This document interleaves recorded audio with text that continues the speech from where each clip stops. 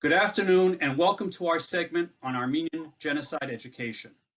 My name is Dirkan Khaligyan and I'm a board member of the Genocide Education Project, as well as a member of the ANC of Eastern Massachusetts. In this segment of our April 24th event, a number of people will discuss the important topic of genocide education and how we have implemented it in the Eastern region. The ANC has always believed that it is not enough to get states and governments to recognize the Armenian genocide. It is just as important, just as vital to ensure that schools teach about what really happened in the Ottoman Turkish Empire and to learn the history of the Armenian genocide. In that way, students in America will be able to see through the nefarious efforts of the Turkish government and its apologists who deny the Armenian genocide and cast doubts on the facts. Therefore, the ANC has worked in partnership with the Genocide Education Project to promote this education across the country. In the following segments, you will see the important work that is being done and what you can do in your state. To start, I'd like to introduce Roxanne Makasjan and Sarah Cohen. So Roxanne is the Executive Director and Sarah the Educational Director of the Genocide Education Project. They will give an overview of the GenEd project and the work that it does. Hello, I'm honored to join you today as we keep our promise, even while we can't be together in person, to remember the Armenian genocide and rededicate ourselves to the cause. The Genocide Education Project was born out of a sense of injustice and frustration. Although a law had been passed in California encouraging Armenian genocide education, it wasn't happening in classrooms. Teachers told us they didn't feel qualified, nor did they have the tools to teach this serious and sensitive subject. We brought this problem to our school board in San Francisco, and then we worked with them to draft a comprehensive teacher manual and provide teacher training based on that manual. And with the success of our first teacher training workshop, GenEd was formally established. We built a website where teachers can freely download instructional materials. We created a YouTube channel for videos that align with educational standards. We go to 4 to 5 major social studies conferences every year, a national conference and regional conferences in the Northeast, Midwest, Texas, and California, where we give educational presentations and distribute our materials. We now have given our training workshops in multiple cities of 15 different states. It's during these workshops that we have the teachers' undivided attention for a full day, introducing them to Armenia's ancient history and culture, and giving them the context, chronology, and aftermath of the Armenian genocide, including America's response, the continuing denial, and how all of these still influence current events. Along the way, we've built important partnerships with local Armenian American communities. This is the only way our progress can continue, by working with you, our community members on the ground, who have personal relationships with your teachers, your school districts, your local school boards, and legislators. After providing educational expertise to help pass legislation, GenEd was then called upon to provide numerous teacher training workshops. We know we've developed an effective formula. It simply awaits your participation to bring it to your hometown. The return on investment is huge because each teacher we're able to reach will then teach this history to up to 100 new students every year. Working together, we can do it. Taking William Saroyan's words as inspiration, we can say, when two Armenians meet, see if they will not organize a GenEd workshop. Now I'm happy to introduce you to GenEd's Education Director, Sarah Cohen. As a human rights educator and the grandchild of an Armenian genocide survivor, I want people to know our history and our struggle. And I want them to apply that knowledge to the choices they make as citizens today and as future leaders. I want them to use that knowledge to more deeply understand genocide, its denial, and contemporary human rights crises. Each time I prepare for a workshop or create new materials for educators, I keep these goals in mind. The goal to teach the specific history of the Armenian genocide, and the goal to empower students to understand their role in countering genocide denial and hate. As Armenian Americans, we intimately understand what genocide does to its victims and to the generations of their descendants. That gives us a unique ability and responsibility to help others confront prejudice and hate. And when we expand our efforts to include the suffering of others, more people recognize and support our journey towards justice. Teaching traumatic histories must be done in a way that carries a sense of agency, not despair. It is a tightrope between teaching the truth about genocide and helping students find their voice to confront injustice in their own communities and globally. Today, finding that balance is even more challenging.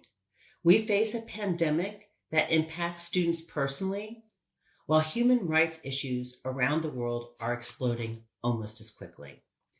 At the Genocide Education Project, we are working with educators and using a special lens at this time. We are offering curriculum and training, highlighting examples of responsible, ethical actions taken by ordinary individuals during the Armenian Genocide and other major crises. These are especially important lessons to support human rights efforts today. Thank you. Disease, death, genocide. In Armenia, people died. Spread the word, try to be heard. Don't deny the people's cry. Hashtag got truth.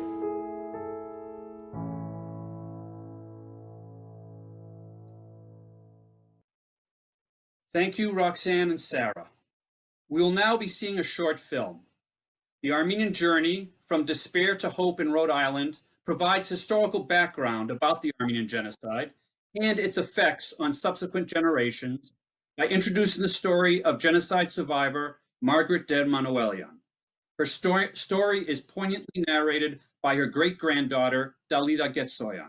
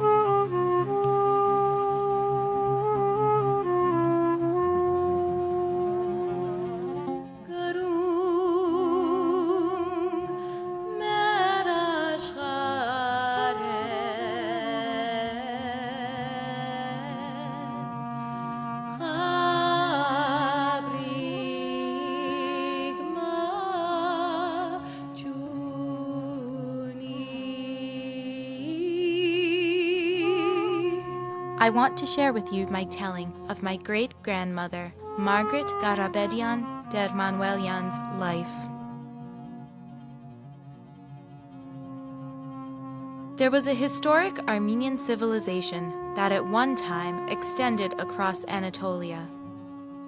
In 1915, genocide virtually ended this ancient civilization.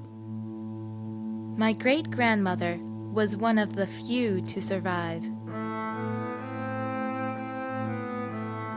Genocide is the deliberate and systematic destruction, in whole or in part, of an ethnic, racial, religious, or national group. The Armenian genocide was the first modern genocide. It was a prototype for the Holocaust and set the standard for manipulating new technologies for mass murder. Trains and telegraphs were new and innovative advances that much of the world celebrated. For the Ottoman Turks, such inventions made it possible for them to send orders across the Anatolian plain to round up and execute or deport Armenians. Mass murder made easy. The Armenian genocide began under the cover of World War I. On April 24, 1915, over 200 Armenian leaders were arrested in Constantinople. Hundreds more were detained in the following weeks. They were sent to prison in the interior of Anatolia, where most were executed, and the remaining men were placed in work battalions. This marked the beginning of the genocide.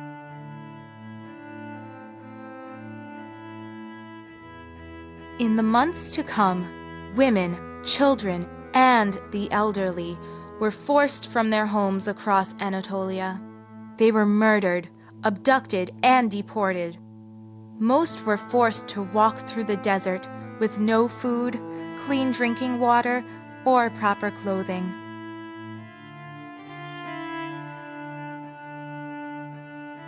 The majority of Armenians perished in the desert, with only a few surviving the extreme conditions forced upon them.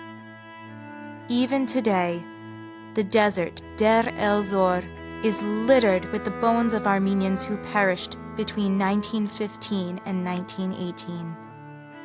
Those left in Anatolia were forced to leave after the Republic of Turkey was established, and the new Turkish leader, known as Ataturk, commanded that Anatolia be rid of all Armenians.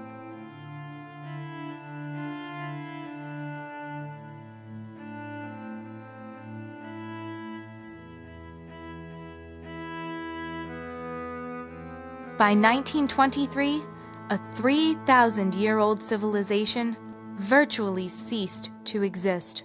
1.5 million Armenians, more than half of the Armenian population in its historic homeland, were dead.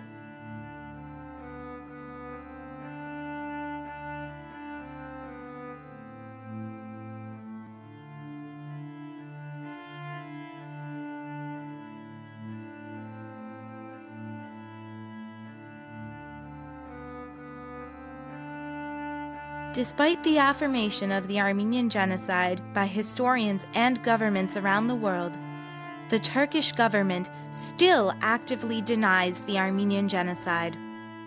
Among a series of actions enacted to counter genocide recognition, the government even passed a law in 2004 which makes it a criminal offense to discuss the genocide. Most of the survivors have now passed. Their families still continue to demand recognition for the suffering inflicted upon their beloved ancestors more than 95 years ago. In 1915, my family became the victims of the Armenian genocide. My great-grandmother was 8 years old when the genocide began in Ottoman Turkey. Why did this happen to my people, to my family, and to millions of others across the globe and over the course of human history during other genocides? How can we as humans commit such an unspeakable crime? How can we as humans witness such outrages against our brothers and sisters? These are questions we must try to answer if we want to stop future genocides from occurring. Before I was born, Margaret agreed to have her story recorded.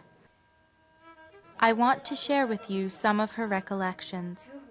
She lived with her family in the small village Uzunova Mezre in the province of Diyarbakir. In 1915, her entire life changed.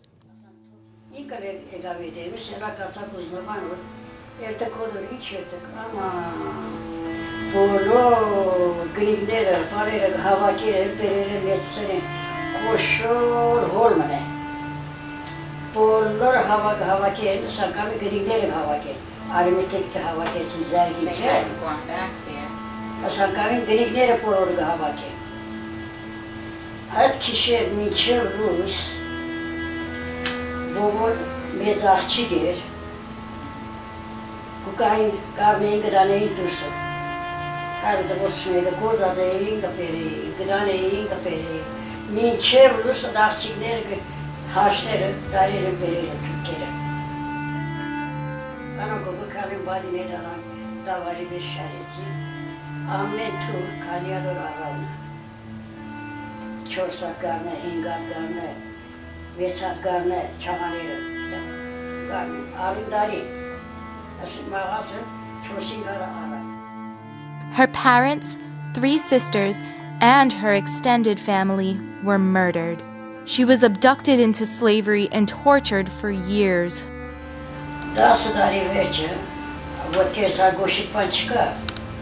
Adam Dasadari, what case Amar Tamak Bobi. Tamak Tuni Magic Kali, or Lord Gabake, what case, Gabase, Gapadet, Gashinera. Amar Gelas and Puror, the Shokwe Gilda. Egan, yes, Gulam, Chiveta, Gulam, Adimarasa Chega, Vestia Chega, and Gaza. And you got said, I'll do it. Afhajara, Gabasaki, Archis, Tunganasa. Kisa Market Kalasa, Gula, Kosches, Asangama, Gachi. I say, Arasi, Quis Gatirasi. Zarnessa be there to Matinus be there to In 1922, her older sister, the only other survivor from her family, found Margaret and helped her escape. After a long journey, Margaret found her way to Rhode Island with her new husband and child. It was only when she reached Rhode Island that she could slowly begin to build a real life for herself and her family.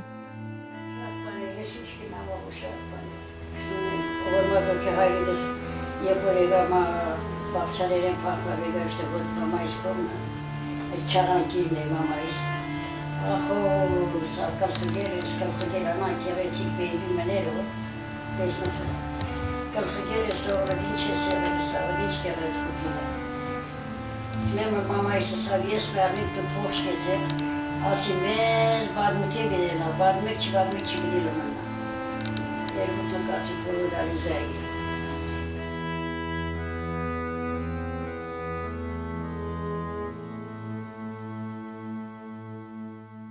Armenian folktales end with the phrase, 3 apples fell from heaven, 1 for the storyteller, 1 for he who listens, and 1 for he who understands. Margaret told the story. My family and I have listened. Now you have heard the story. Understanding history is our collective responsibility. Remembering the victims of past genocides and by taking action to prevent future genocides from occurring will best measure our commitment. My grandmother, mother, and I are deeply affected by Margaret's experiences and the destruction of our culture. We speak Armenian, go to Armenian church, and try to educate those around us about the Armenian genocide. We want Margaret and all the victims to be remembered, and we want our culture to survive. Most importantly, we hope for the day when no one ever has to suffer what our people endured. With the Armenian Americans of Providence, my family joined together and unveiled a monument to the victims of the Armenian genocide.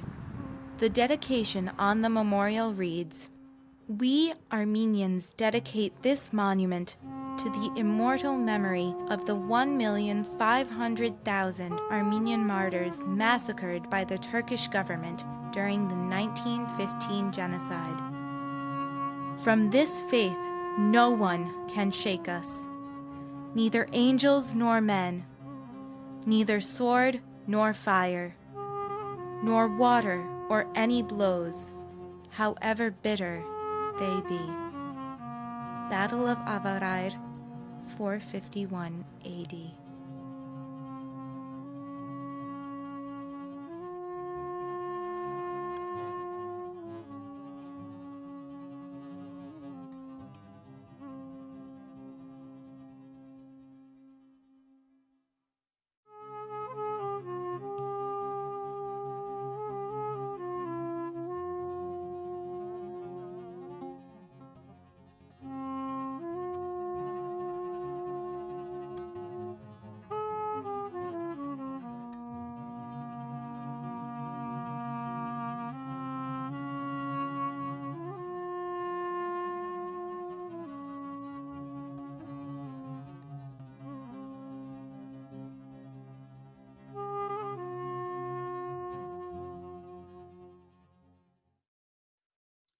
This film is just one of the many resources, including lesson plans, films, and eyewitness testimony available to teachers on the GenEd website.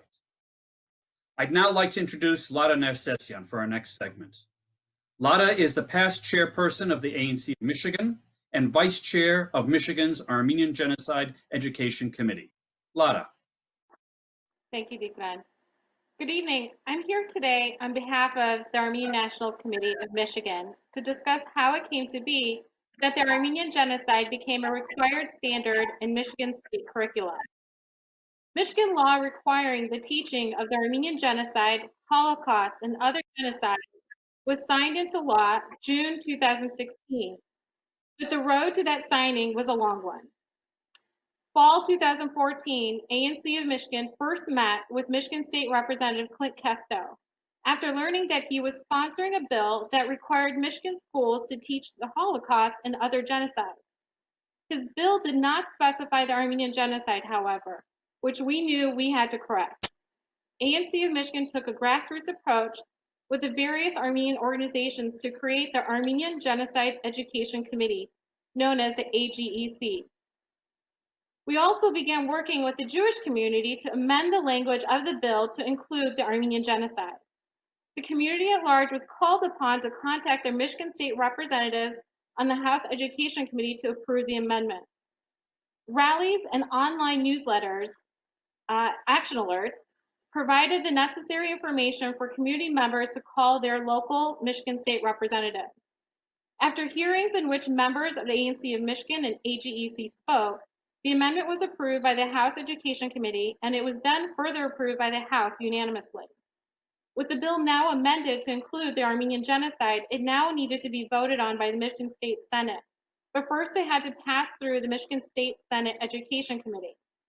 However, at this time, the Turkish lobby began to push to strike down the bill by writing letters to members of the Michigan House, condemning their vote, and writing letters to members of the Michigan Senate who were on the Senate Education Committee, demanding they reject the bill or remove any reference to the Armenian Genocide. In preparation for the Senate hearings, members of the AGEC and ANC of Michigan, as well as community members, students, and teachers prepared to testify. The community at large was also again called upon to contact their local state senators. Local teachers were called upon to express their concern to emphasize the necessity of teaching the Armenian Genocide. Community members came to the state capitol where they packed the location of the hearing and filled the hall with community leaders, citizens, and teachers, both non-Armenian and Armenian. In preparation for the hearings, Genocide Education Project, the ANCA Eastern Region, and members of the ANCA DC team were routinely contacted for information, statistics, brainstorming, anything that could help bolster our argument. We met independently with each member of the Senate Education Committee and provided a book of compiled research to support our arguments. Was also included letters from teachers who had participated in Armenian Genocide education trainings in the past, and a letter signed by the Armenian-owned businesses expressing their input, but also the economic value of Armenians in the state of Michigan. Members of the committee with strong contacts in various levels of government were also called upon to utilize their input at every stage of the process. Upon passing the Senate Education Committee, we then met with the remaining Michigan state senators and pointed to the fact that Michigan already had a law recognizing the Armenian Genocide in April 24th as a day of remembrance, and also had a law recognizing the Holocaust. The Michigan Senate passed the bill, and the governor signed the bill into law June 2016. The law also provided language that the governor would appoint a council of 15 people to create guidelines, as well as teacher and student resources for teaching the Armenian Genocide, Holocaust, and the other genocides. That council included members of the Armenian community, Jewish community, as well as educators and administrators from around the state that would meet for 2 years. Meetings were open to the public, and we very often met and spoke with individuals sitting in those meetings. Relationships were built with members of other ethnic communities, including the Ukrainian community. That relationship provided very useful in the following years, and I will get back to that. The council created a website with resources which included Genocide Education Project, among a great variety of other academically sound resources and sources. A lesson plan was also created by the Armenian members of the Education Subcommittee of the Governor's Council on Armenian Genocide and Holocaust Education, which included a 6-day lesson plan where the Armenian Genocide is the main case study for the lesson on denial, but also includes lessons for the entirety of the 6-day lesson plan. The Genocide Education Project has assisted in securing teacher trainings, opportunities, and Michigan has hosted several where they have introduced the history and provided resources that our teachers can use in Michigan classrooms. Returning to our relationship with the Ukrainian community, there is much to be gained from working with communities outside the Armenian community due to the shared tragedy and current concerns that our history be taught. In 2018, the Ukrainian community alerted us that the social studies standards for the state of Michigan were being revised and simplified. Specifics were being moved to examples, giving teachers wider leeway to create their own lessons plans, which may sound great, but the reality was the Armenian Genocide would then yet again be reduced to a footnote, despite the law passed in 2016, and the work of the council in the 2 years following. Spring and summer of 2018, the committee wrote letters to the writers of the Michigan Social Studies Standards writers and advocated our position at public meetings to the Michigan Department of Education for the inclusion of the Armenian Genocide in the substantive portions of the Social Studies Standards. I'm happy to say that that did in fact occur. We are now still working in partnership with the Genocide Education Project to provide trainings for the teachers in the state of Michigan. Thank you, Lara. Thank you for reminding us that it's not enough just to pass a bill, but we have to ensure that teachers learn about how to teach about genocide. And as you know, the GenEd has presented workshops at the Michigan Social Studies conferences for each year since that law has passed, training dozens of teachers on its lessons plans and the history of the Armenian Genocide and about genocide denial. At this time, I'd like to introduce Pauline Getsoyan.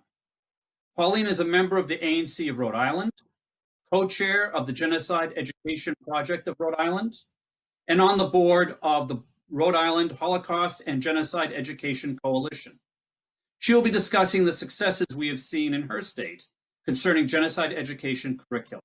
Pauline. Thank you, Dikran, and hello, everyone. So the Rhode Island journey from despair to hope, if you'll pardon the pun, began 20 years ago in the year 2000, when the first legislation was passed in Rhode Island. This legislation focused on curriculum development. There was lots of opposition from Turkish groups, including people coming in from out of state to protest. Thanks to the ANC of Rhode Island's efforts, it passed. Those efforts included working with then State Senator Aram Garabedian, who introduced the legislation, community engagement, and the hard work of establishing excellent relationships with our Rhode Island legislators. Senator Garabedian, who has spent decades working for Armenian genocide education, encouraged Esther Kalajian and I to work on developing the curriculum as outlined in the bill. With his support and the assistance of the ANC of Rhode Island, we held the first Armenian Genocide Education Symposium in Rhode Island in 2005. That symposium created the initial buzz with Rhode Island educators about including the Armenian Genocide in their curricula. In 2007, with the support and encouragement of the ANC of Rhode Island and the Armenian Martyrs Memorial Committee of Rhode Island, we instituted the Genocide Educator of the Year Award. This award is presented annually at our community's joint Armenian Genocide commemoration. It includes a $500 stipend for the recipient to use as they see fit in their classroom. Initially, we found our educators through word of mouth and through speaking engagements at schools where we had the opportunity to meet many, many teachers.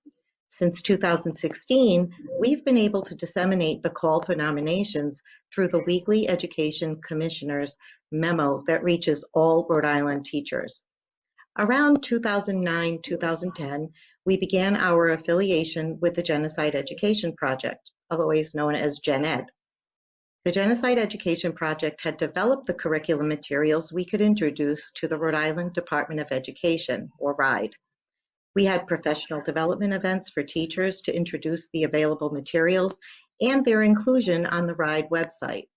With GenEd's Sarah Cohen, we applied for and were awarded a major grant from the Rhode Island Council for the Humanities that led to the Rhode Island specific curriculum, including the educational video we just viewed, appropriately named The Armenian Journey from Despair to Hope in Rhode Island. This video is very personal to me because it includes Margaret DeManuelian's story, who is my maternal grandmother, and it was made possible because my brother George videotaped her telling her story. Pictured in the video with Grandma are my mother and father, Shushik and Haig Arjayan, and sister-in-law Joyce.